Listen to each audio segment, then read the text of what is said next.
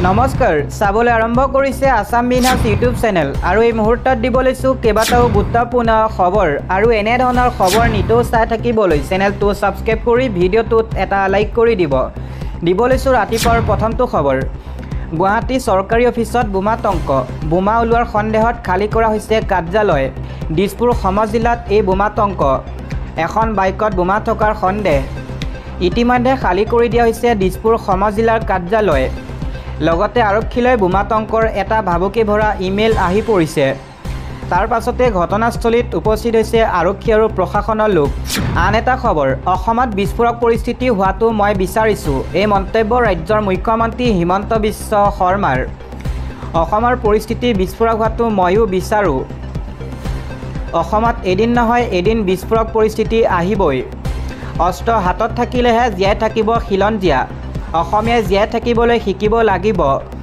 Practical step ললেহে জীয়াই থাকিব অসমীয়াই মুখ্যমন্ত্ৰী হিমন্ত বিশ্ব শৰ্মাই কৰিছে এই বিস্ফোৰক মন্তব্য আন এটা খবৰ অসমৰ আধা সংখ্যক লোকেই হ'ব বাংলাদেশীৰ প্ৰৱৰ্তনকাৰী মুখ্যমন্ত্ৰীয়ে প্ৰকাশ কৰিছে এই চাঞ্চল্যকৰ তথ্য অসমত প্ৰৱৰ্তনকাৰী মুছলমানৰ আগ্ৰাসনৰ ভয়ংকৰ ছবি প্ৰৱৰ্তনৰ বাবে অসমৰ 50% হ'বগৈ মুছলমানৰ জনসংখ্যা 2041 চনত অসমৰ আধা সংখ্যক লোকেই হৈ পৰিব বাংলাদেশী প্ৰৱৰ্তনকাৰী উচ্ছেদৰ মাজতে এই ভয়ংকৰ তথ্য উদঙাই দিলে ৰাজ্যৰ মুখ্যমন্ত্ৰী হিমন্ত বিশ্ব শৰ্মাই লোকপিয়লৰ পৰিসংখ্যা মতে অসমত আছে প্ৰায় 1 কোটি বাংলাদেশী 2011 লোকপিয়ল মতে অসমত সংখ্যালঘু আছিল 34% ইয়াৰে 3% খিলঞ্জীয়া বাকী 31%য়ে প্ৰব্ৰজিত মুছলমান সেই পৰিসংখ্যা মতে মুঠ জনসংখ্যা 3,12,96,00,000 বাংলাদেশী লোকপিয়লৰ পৰিসংখ্যা তথ্যৰ উদ্ধৃতিৰে মুখ্যমন্ত্ৰীয়ে প্ৰকাশ কৰিছে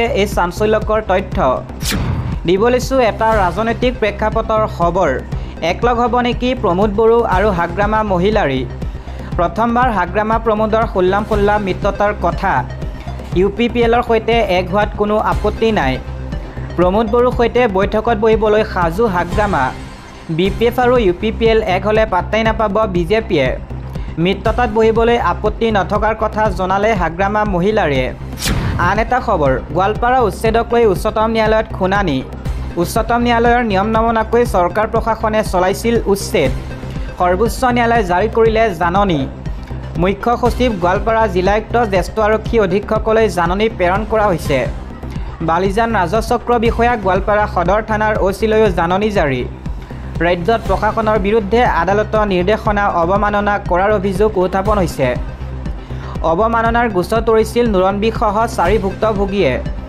দিব লৈছো আন এটা গুৰুত্বপূৰ্ণ খবৰ আকৌ পোষ্টপেড মিটাৰ অৱশেষত পুৰণি ডিজিটেল মিটাৰ পক্ষত এপিডিচিএল প্ৰিপেইড স্মাৰ্ট মিটাৰ নহয় পুৰণি ডিজিটেল মিটাৰৰ পক্ষত এবাৰ এপিডিচিএল আকৌ আহিছে আপুনি ব্যৱহাৰ কৰা বিদ্যুৎ বিভাগৰ পোষ্টপেড মিটাৰ নতুন বিদ্যুৎ গ্ৰাহকে বিচাৰিলেই লাভ কৰিব পুৰণি ডিজিটেল মিটাৰ এইবাৰ গ্ৰাহকলৈ আকৌ পোষ্টপেড মিটাৰৰ অফাৰ দিছে এপিডিচিএলে স্মাৰ্ট মিটাৰৰ বিসংগতিক পৰোক্ষভাৱে স্বীকাৰ এপিডিচিএলৰ এখন পত্ৰই প্ৰমাণ কৰিছে স্মাৰ্ট মিটাৰৰ বিসংগতিৰ আকাংক্ষিক সত্যতা স্বীকাৰৰ এপিডিচিএলে সকলো কাৰ্যবাহী সদস্যক নিৰ্দেশ দিয়া হৈছে এই পত্ৰত নতুন বিদ্যুৎ গ্ৰাহকে বিচাৰিলে পুৰণি ডিজিটেল মিটাৰ দিয়াৰ নিৰ্দেশ দিয়া হৈছে অৱশ্যে পুৰণি গ্ৰাহকৰ বাবে এই অফাৰ দিয়া নাই এপিডিচিএলে জীৱনধাৰা আৰু ঘৰুৱা ক শ্ৰেণীৰ গ্ৰামাঞ্চলৰ নতুন গ্ৰাহকে পাব এই সুবিধা প্ৰশ্ন হৈছে পোষ্টপেড মিটাৰ যদি ভালেই প্ৰিপেড মিটাৰ কিয় লগাইছিল প্ৰতিবাদৰ যোৱাৰ পিছতে পশ্চিম বংগই বাতিল কৰিলে প্ৰিপেড মিটাৰ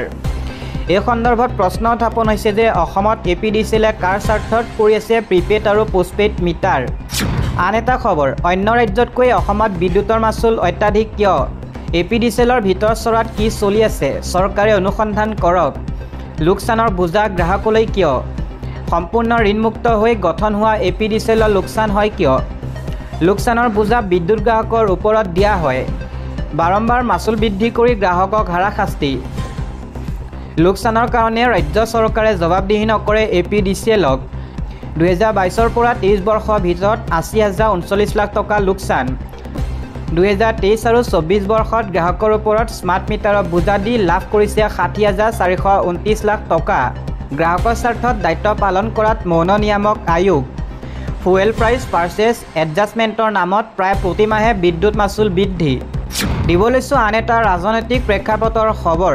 দলৰ আভ্যন্তৰীণ ক্ষোভ প্ৰতিবাদৰ মাজতে দিল্লীত শ্বাহ নাড্ডাৰে বৈঠক অগপ নেতৃত্বৰ। সমাগত বিধানসভা নিৰ্বাচনৰ পূৰ্বে অগপৰ মূল দুই কাণ্ডাৰীয়া মিত্ৰদল বিজেপিৰ শীৰ্ষ নেতৃত্বক সাক্ষাৎ কৰা বিষয়টোৱে বিশেষ তাৎপৰ্য বহন কৰিছে। আগন্তুক 2026 চনৰ বিধানসভা নিৰ্বাচনলৈ মাজত 8 মাহমান বাকী থকা সময়ত শাসকীয় মিত্ৰজোঁটত আৰম্ভ হৈছে আসন ভাগ বাটোৱাৰাৰ ৰাজনৈতিক অংক। সমাগত বিধানসভা নিৰ্বাচনত বৰ্তমানতকৈ বেছি সংখ্যক সমষ্টিত প্ৰতিদ্বন্দ্বিতা কৰিব লাগে বুলি ইতিমধ্যে অগপ অভ্যন্তৰণত ব্যাপক জনমতে গা কৰি উঠিছে। যোৰহাট, মাজুলী, ধেমাজি, লখিমপুৰ, কামৰূপ, দৰং আদি জিলাৰ অগপ কৰ্মকৰ্তাই অধিক সমষ্টি বিচাৰি দলীয় সভা অনুষ্ঠিত কৰিছে। বৰ্তমান অসম বিধানসভাত অগপৰ 9 জন বিধায়ক আছে। আনহাতে ৰাজ্যসভা আৰু লোকসভাত আছে এজনকৈ সাংসদ। 2026 বিধানসভা নিৰ্বাচনত অতি কমেও দুকুৰি বিধানসভা সমষ্টিত অগপই প্ৰতিদ্বন্দ্বিতা কৰিব লাগে বুলি দলটোৰ অভ্যন্তৰত ব্যাপক জনমত গঢ়ি উঠিছে। ইফালে মিত্ৰদল বিজেপিৰ আগ্ৰাসী ভূমিকাৰ বিৰুদ্ধে মুকলি বিদ্ৰোহ কৰি ইতিমধ্যে ৰাজ্যৰ কেইবাখনো জিলাত অগপৰ স্থানীয় নেতাৰ জিলা সমিতিয়ে প্ৰতিবাদ কৰিছে। বিজেপিৰ বিধায়ক আৰু সাংসদসকলে তৃণমূল পৰ্যায়ত অগপৰ কৰ্মকৰ্তাসকলক অলপো ৰাজনৈতিক মৰ্যাদা প্ৰদান নকৰাত অগপৰ অভ্যন্তৰণত ব্যাপক ক্ষোভ, অসন্তুষ্টি তথা প্ৰতিবাদে গা কৰি উঠিছে। দলত দেখা দিয়া এনে পৰিস্থিতিৰ মাজতেই দিল্লীত বাহৰ পাতিছে সভাপতি অতুল বৰা আৰু কাৰ্যকৰী সভাপতি কেশৱ মহন্তই। মঙলবাৰে অতুল বৰাৰ নেতৃত্বত অগপৰ এটা সজাতি দলে সাক্ষাৎ কৰে বিজেপিৰ ৰাষ্ট্ৰীয় অধ্যক্ষ জে.পি. নাড্ডাক।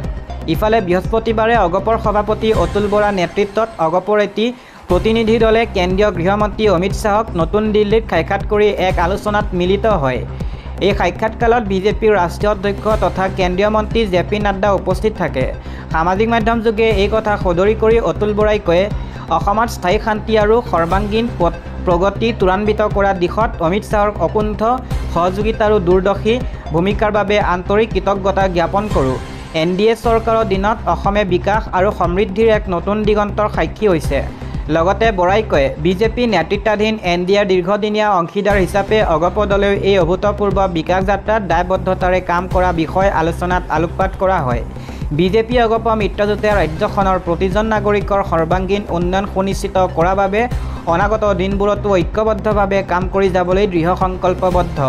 এই সাক্ষাৎকালত অতুল বৰাক সংগ দিয়ে অগপৰ কাৰ্যকৰী সভাপতি কেশৱ মহন্ত, ৰাজ্যসভাৰ সাংসদ বীৰেন্দ্ৰ প্ৰসাদ বৈশ্য আৰু লোকসভাৰ সাংসদ ফণীভূষণ চৌধুৰীয়ে। লক্ষণীয় বিষয় যে সমাগত বিধানসভা নিৰ্বাচনৰ পূৰ্বে অগপৰ মূল দুই কাণ্ডাৰীয়ে মিত্ৰদল বিজেপি শীৰ্ষ নেতৃত্বক সাক্ষাৎ কৰা বিষয়টোৱে বিশেষ তাৎপৰ্য বহন কৰিছে। ইফালে অগপৰ ভিতৰচৰাত সমষ্টিকেন্দ্ৰিক ক্ষোভ আৰু অসন্তুষ্টিয়ে গা কৰি উঠা বিষয়টোক গুৰুত্ব সহকাৰে লৈছে অগপৰ নেতৃত্বই। তেনেস্থলত স্বাভাৱিকতে মিত্ৰদল শীৰ্ষ নেতৃত্বৰ হোৱা বৈঠকত 2026 চনৰ বিধানসভা নিৰ্বাচনৰ ৰাজনৈতিক প্ৰসংগই স্থান লাভ কৰিছে। সভাপতি অতুল বৰাই কয়, এই বিষয়ে কোনো কথা স্পষ্ট কৰা নাই যদিও দলৰ ভিতৰচৰাত বিষয়টো চৰ্চিত হৈছে। অগপৰ নেতৃত্বই আগন্তুক বিধানসভা নিৰ্বাচনত অতি কমেও দুকুৰি আসন বিচাৰি তৃণমূল পৰ্যায়ৰ নেতাকৰ্মীসকলে তীব্ৰতৰ কৰি তোলা দাবী গুৰুত্ব সহকাৰে ল'বলৈ বাধ্য হোৱা বুলি জনা গৈছে। এনে প্ৰেক্ষাপটতে দিল্লীত বিজেপি নেতৃত্বৰে অনুষ্ঠিত অগপৰ কেন্দ্ৰীয় নেতৃত্বৰ বৈঠক ৰাজনৈতিকভাৱে অত্যন্ত তাৎপৰ্যপূৰ্ণ বিবেচিত হৈছে। উল্লেখ্য যে 2016 চনত বিজেপিয়ে অগপক এৰি দিছিল মুঠ 24টা সমষ্টি। তদুপৰি আন 6টা বিধানসভা সমষ্টিত বিজেপিয়ে অগপৰ সৈতে বন্ধুত্বমূলক প্ৰতিদ্বন্দ্বিতা কৰা দেখা গৈছিল। 2021 চনৰ নিৰ্বাচনত বিজেপিয়ে অগপক এৰি দিয়ে প্ৰায় 29টা সমষ্টি। এনে প্ৰেক্ষাপটত 2026 চনৰ নিৰ্বাচনত অতিৰিক্ত আৰু 10টা সমষ্টি অগপৰ কেন্দ্ৰীয় নেতৃত্বই বিজেপিৰ আসন ভাগ বাটোৱাৰা প্ৰক্ৰিয়াত বিচৰাৰ সম্ভাৱনা আছে। এয়ে হ'লে অহা নিৰ্বাচনৰ বাবে অগপই দুকুৰি বিধানসভা সমষ্টিত প্ৰতিদ্বন্দ্বিতা কৰাৰ বাবে যাৱতীয় সাংগঠনিক প্ৰস্তুতি আৰম্ভ কৰা ব্লুপ্ৰিণ্ট ৰচিছে।